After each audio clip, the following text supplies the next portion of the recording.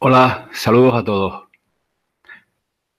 En este vídeo vamos a ver cómo la poderosísima banca veneciana forjó su imperio económico en base a todo tipo de prácticas despreciables que llevaron a la población de Europa y de Asia a un estado de pobreza y mortalidad jamás contemplado. Vamos a relatar los episodios documentados de las prácticas bancarias y comerciales que elevaron a la Serenísima República de Venecia a lo más alto del poder y del control, no solo de Europa, sino de todo el mundo conocido por entonces. Aquella Serenísima República y su poderosísima banca realizaron una serie de prácticas bancarias y financieras que abocaron a Europa y al mundo a una crisis de pobreza y muerte causadas por una desintegración financiera que detuvo casi por completo todo el comercio y el intercambio, llevándose por delante a millones de personas por hambre y enfermedades debido a una burbuja financiera ficticia que se venía inflando desde hacía 3 o 4 décadas. Debido a la inexistencia de lo que se conoce como estados-nación, con gobiernos soberanos que pudieran controlar su banca y tuvieran capacidad para ejecutar acciones que amortiguaran aquel golpe tras el hundimiento de los mayores bancos del mundo en el año 1345, dirigidos por los Bardi y por las empresas Perucci de Florencia. El colapso financiero y económico se llevó por delante la vida del 25% de la población entre los años 1300 y 1450, aunque en algunos lugares de Europa alcanzó el 35% e incluso el 50% en algunas décadas. Es preciso recalcar, y más adelante lo veremos, que Florencia y los estados-nación del norte de Italia, o las ciudades-estado, mejor dicho, salvo Milán, estaban manejados y controlados por la banca de la Serenísima República de Venecia. La historia oficialista culpa a menudo de la debacle al por entonces rey de Inglaterra, Eduardo III, pero Venecia ya se había hecho desde entonces y hasta hoy día con el control de Inglaterra, gracias a los préstamos que las bancas Bardi y Perucci, sobre todo, concedieron al monarca para satisfacer la crisis que atravesaba Inglaterra. Y para esto les invito a ver el vídeo en el que expongo por qué Inglaterra pertenece hoy día al Vaticano. Préstamos que convirtieron a Eduardo III en un títere en manos de Venecia, contra la cual se intentó rebelar el monarca, debido a la usura y al expolio que la Serenísima acometía contra Inglaterra, hasta el punto que el presupuesto nacional se había convertido en una subsección, una especie de apéndice de los citados bancos del norte de Italia. Pero el revisionismo histórico y la perspectiva que nos otorga el paso del tiempo, el tiempo transcurrido, hacen que la verdadera historia vaya aflorando. Y al respecto, dos libros recientes ayudan a comprender aquel crack financiero y social, sin tan siquiera ser la intención de sus autores, de los autores de estos libros, y que vienen a confirmar las tesis expuestas en este canal en vídeos anteriores con respecto a la nobleza negra veneciana. El libro The Medieval Super Companies, A Study of the Perucci Company of Florence, escrito por Edwin Hunt en 1994, demuestra las pérdidas que abocaban a este banco Peruzzi a la quiebra a finales de 1330, debido a sus propias políticas destructivas con respecto al crédito y el comercio agrícola de Europa. Antes, y esto es importante para contradecir la historia oficial, antes de que el rey inglés Eduardo III accediera al trono.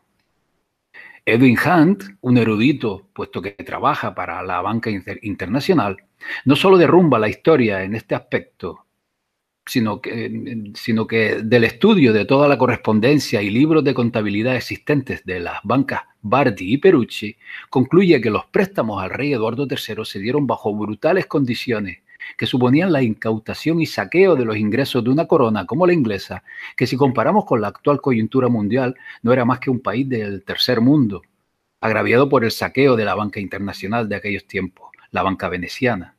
Cuántas similitudes con lo que vivimos hoy día.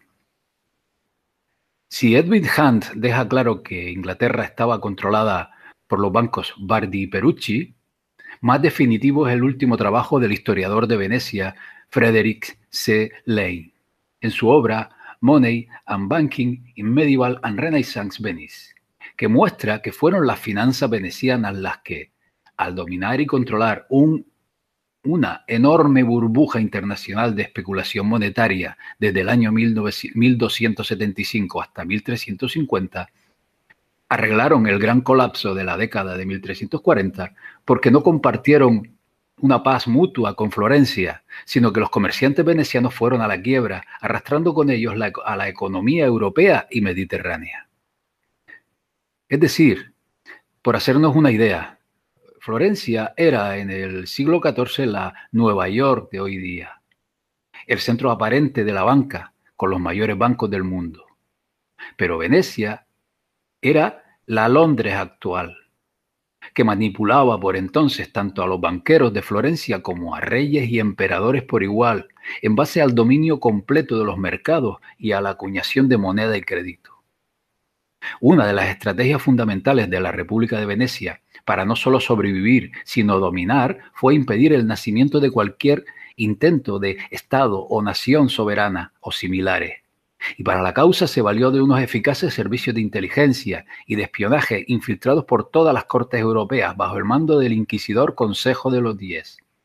Y en este sentido, ya en la década de 1950, el historiador Fernand Braudel demostró que fue Venecia quien abocó a los banqueros de Florencia, Génova, Siena, etc., a ser intervenidos de manera voluntaria desde el principio del siglo XIII para destruir la posible aparición de gobiernos nacionales que ya se venían fraguando, por ejemplo, con los logros del emperador del Sacro Imperio Romano, Federico II.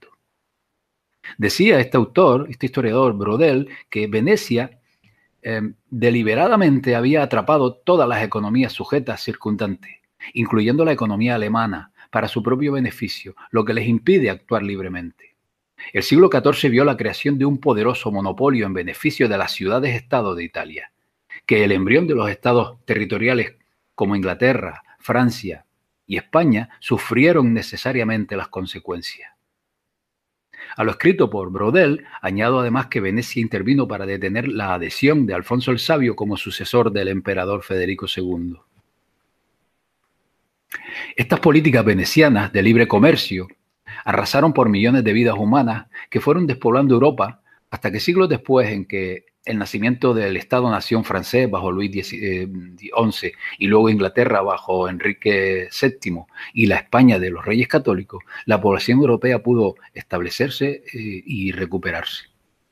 Porque hay que señalar que hubo unos 400, 600 años de creciente aumento de la población en Europa, China e India. En conjunto, las 3/4 partes de la población humana conocida por entonces, que se derrumbó y se invirtió el crecimiento a causa de hambrunas, pestes y plagas que mataron a más de 100 millones de personas. Pero no solo por causas mayores, tal como estamos viendo. Las guerras azotaban toda Europa. Ejércitos mongoles sacrificaron entre 5 y 10 millones de personas. Por lo tanto, esta despoblación no comenzó con la caída de la banca en la década de 1340, pero se aceleró después durante casi un siglo. Las políticas de financiación de Venecia ya estaban revirtiendo el crecimiento de la población humana desde 40 o 60 años antes de su cáncer especulativo. Pero, la pregunta es, ¿cómo fue posible todo esto? El despoblamiento paulatino de regiones tan productivas del norte de Italia y norte de Francia a finales del siglo XIII trajo consigo el fracaso de grandes cosechas sucesivas, la pérdida de grandes cosechas y la escasez en extremo en años como el 1314-17, 1328 al 29 o 1338 al 39. Productos tan esenciales como la lana comenzaron a caer en torno al año 1310. La lana inglesa y la de procedencia peninsular ibérica fueron la base de la producción europea de ropa, aunque el paño de algodón estaba empezando a producir. En Inglaterra, comenzando con el reinado de Eduardo I y alcanzando un clímax con Eduardo III, los Bardi y Perucci habían adquirido un estatus que les supuso el monopolio de la adquisición y exportación de lana. En Francia eran famosas durante todo el año las 6 ciudades de ferias de la región de Champagne. como el centro de la negociación de tela y prendas de vestir, industria siderúrgica, madera, lana, instrumentos agrícolas y alimentos para toda Europa, con beneficios para los comerciantes en torno a un 34%. Los banqueros venecianos y florentinos intervinieron en estas ferias con grandes cantidades de crédito, con sucursales bancarias y con artículos de lujo traídos desde Oriente. La investigación de Edwin Hunt de los libros de cuentas de los banqueros Perucci muestra que los banqueros florentinos esperaban un 810% anual hasta 1335, muy superior a la velocidad en que la economía física de Europa estaba produciendo excedentes reales. Los venecianos esperaban tasas mucho más altas de ganancias todavía, por las razones expuestas a continuación. Es decir, a finales del siglo XIII, esa desaceleración en el comercio golpeó primero los productos básicos.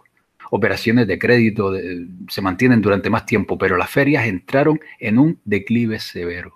Al respecto, dice Brodel, a finales de la década de 1330, al comienzo de la Guerra de los 100 años entre Inglaterra y Francia, que por cierto fue financiada por la banca veneciana, llevaba a la industria de la confección Flandes, la principal región de producción de ropa de Europa, siendo boicoteada y desconectada completamente de la lana a finales de la década de 1340. Esta industria se encontraba en completa decadencia y se estaba moviendo realmente fuera de los pueblos y ciudades en pequeñas industrias caseras en el campo.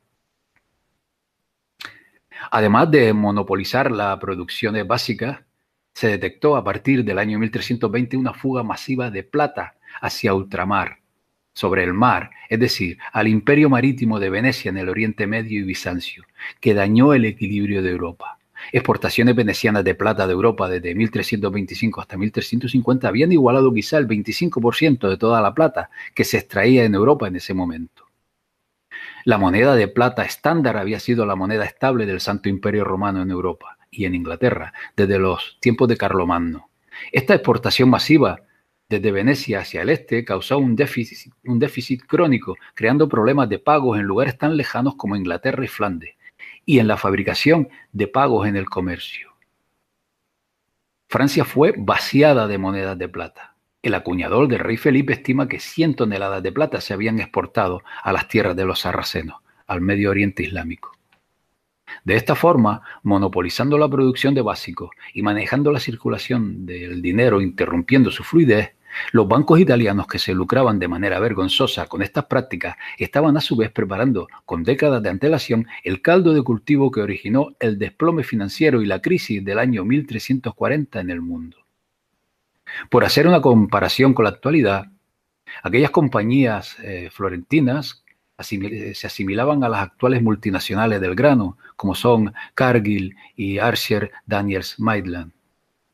Según Edwin Hunt, se utilizan los préstamos a los monarcas para dominar y controlar el comercio de ciertos productos de primera necesidad, especialmente de cereales y más tarde lana y tela.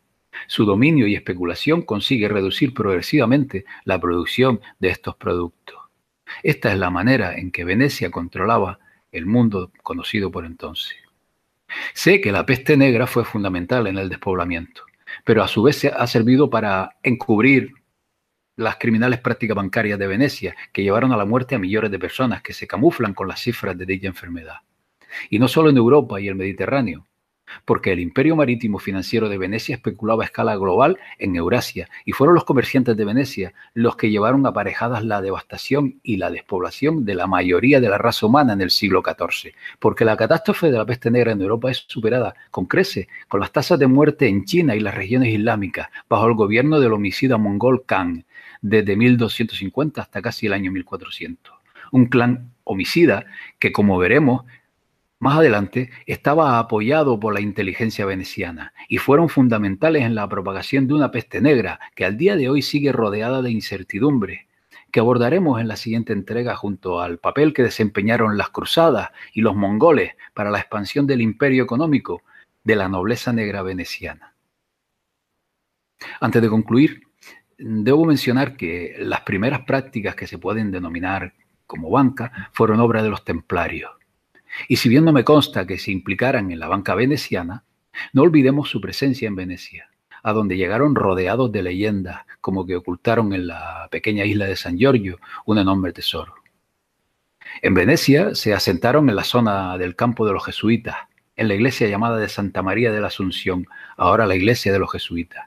Y en la parte delantera se encuentra el oratorio que aún lleva su nombre, que todavía se utiliza hoy en día como un hospicio. Y su huella permanece también en la fachada que alberga el famoso edificio del Casino de Venecia, grabado con las palabras latinas non nobis, que corresponde a las primeras palabras del lema de la Orden del Temple: non nobis domini, non nobis, sed nomini, tuo da gloria. No a nosotros, Señor, no a nosotros, sino a tu nombre de gloria. Pues bien, esta es mi primera entrega sobre el tema y hasta el próximo vídeo. Saludos a todos. Hasta pronto.